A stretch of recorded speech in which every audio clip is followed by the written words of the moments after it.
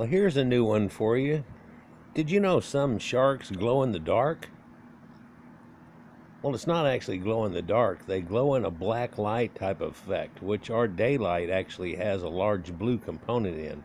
And if you shine a black light on it, or a blue light called actinic on it, it'll change rapidly. You can see full spectrum on this one now, but you can already see it glowing a little bit because there is some blue on it too. When the person turns off the daylight and leaves it to blue, it turns to a glow-in-the-dark shark. This only happens in a few of the species. I mean, there are quite a few species of sharks, but there are over 50 species that are known to be in this dogfish type of shark that you'll see sometimes listed as a bamboo or a cat shark because of its eyes. And this is a wobbegong, which is another type of shark, which is from Australia, and it too has the cat eyes that are on it. But the wobbegong is kind of tessellated, if you will, and he'll show a pattern around the outside of it, kind of like you see here on the edging, so it breaks up his edge, and he's meant to be a hiding type of shark. And barely out of frame here in the shot on the left is little tassels on him that almost look like seaweed. Because we have both colors on him now, you can see these little green cubelets that are all over him in a geometric pattern, but normally they're just brown and tan and marbly kind of. And they can actually frustrate themselves, if you will, and blush themselves to where they are darker and kind of turn it off. And depending on what surroundings they get around, they'll do that to kind of match the surrounding a little bit more, to be more stealthy, to hide from certain predators, but also to hide from their own prey. And what's weird about this is wobbegongs are from Australia, and if you look at it closely, there's that cubeted pattern again, and they do have corals there, which look like this, and if you had the light on them late at night, you'd see it look like this. It's a favia or favates type of brain coral, which will have this type of pattern on it. And I've shown some in my videos about corals where it's just like this, but it has red in the dark areas, and they call it a war coral. But this would just be a favates, if you will, type of coral. They do live in the same area where they'll have them, so you would think that if some creature was sensitive to that spectrum of light, that they would not show up and it would just look like maybe a coral. So that's one way that this might work out. But the bamboo sharks have a marbled and blotchy pattern on them, but then again they also have little spots on them too. And they found sharks now, after research on it, that they actually up to 2,500 feet deep in the ocean have this effect on them. Blue light won't reach more than about 350, 400 foot, even if you're directly overhead noon on the longest day of the year. So it's not really helping and showing up. But in that twilight zone, you can get that effect whenever the sun's pretty much almost at full daylight at an extreme depth of maybe 150 foot or below. And if you were sensitive to it, you might see it. The only thing that's the discrepancy to that situation is that most of these sharks live within the top 150 foot of the ocean too. So it'd have to be something that really wouldn't be common for them or pinpoint their area of placement in any way. Because the bamboo sharks have spots and speckles and blotches that are on them, kind of like you see right here, where there are a few areas that are just real bright dots that look like maybe if you took your watch and put it under a bright light and then cut off the lights real quick and look at that glow in the dark, and the other areas are just kind of a glow area, that this might sense to each other and be a signal to each other. And these cat sharks might have a way of sensing it. Their visual cortex would work toward that, and they would be able to contact each other, and then maybe with mating and situations along that, and also to feel more at home with there being others like them hiding in the rocks near them, and so on. And you might find this light effect happening to them being in the more shallows perhaps at a dawn or a dusk effect.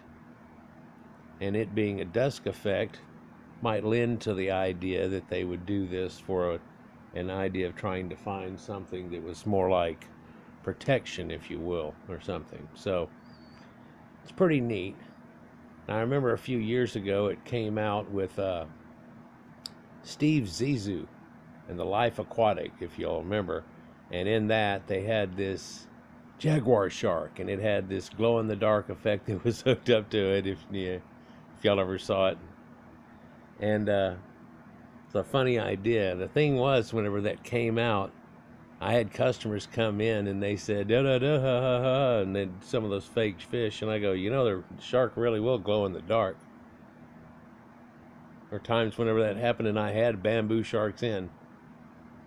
And at my shop where I was running, and also whenever I was running the other one before I got my own, I would have the lights in the room turn on, first just the blue lights, and then bring on the blue with the daylight, and at the end of the day, the daylight's cut off, but the blue stayed on, and the blues went off.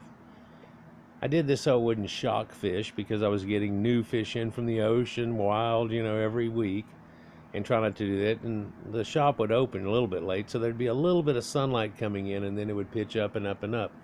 But also in that thought, I started thinking about the reefs and how the light, whenever it starts off, isn't just on, and everybody was running their lights on and off. And so I started turning the blue lights on first and so on. And as soon as I turned on the blue lights on all those corals just by themselves, they all glowed in the dark, and they were weird different colors and just freaky looking, kind of like a black light effect on old posters. And so you could show that to customers, and it was real neat. But also in the fact that you could show it actually happen with sharks too. Now there's a shark known as a lantern shark, and it has a bioluminescence effect under its belly, and that tries to match the blue of the sky of the surface of the ocean for predators that are lurking below and so on like that. There are lantern fish that do that type of thing too, but this is not something like this, and this is not like chemophosphorescent necessarily. This is, well, it's pretty much like a coral. And I don't know if you're in the hobby in any way or have heard of it, but they have taken some of the fish in freshwater and genetically engineered them, where they impregnated them with the genes of corals in them and jellyfish, which have this phosphorescent effect. And in doing so, they left them to where they glow in the dark. And that's what they called them, glow tetras and so on like that. But they don't really glow in the dark. You have to have that blue light, and then it's really like a black light tetra. But that doesn't sound so cool. Everybody likes the word glow in the dark.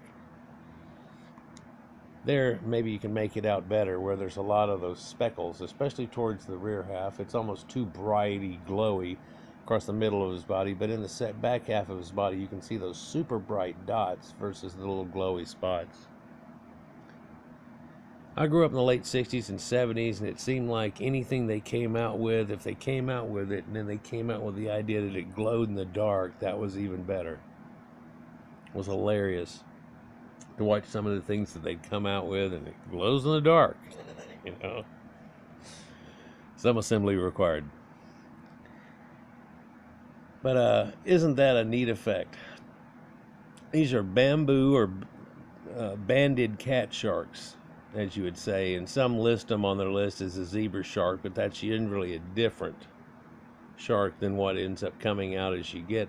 And there's a few different form of these, and for years they were trying to name them the same thing, and I had found out and looked in the atlas, and they had already decided they were different names, even though they looked the same, blotchy kinda in their juvenile forms. Whenever they got up to 3 or 4 foot at maturity, they had a different potato-y pattern on each other, and were different than each other. And the thought was, well, they might be able to breed with each other and so on too, but they aren't finding anything that looked like a hybrid of each other.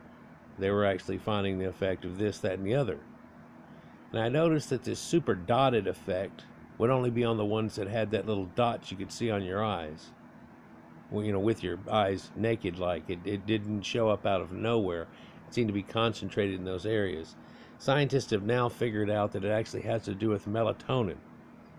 Not the melanin, which gives you pigments and so on like that, but melatonin. We excrete it in our pineal gland, our third eye, and it regulates sleep and all kinds of things.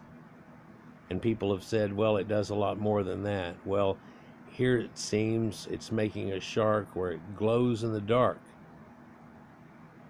if you have the right light to show it up. Let me know what y'all think downstairs, though, but I think it's pretty cool. Glow-in-the-Dark Sharks. What will they think of next? Peace.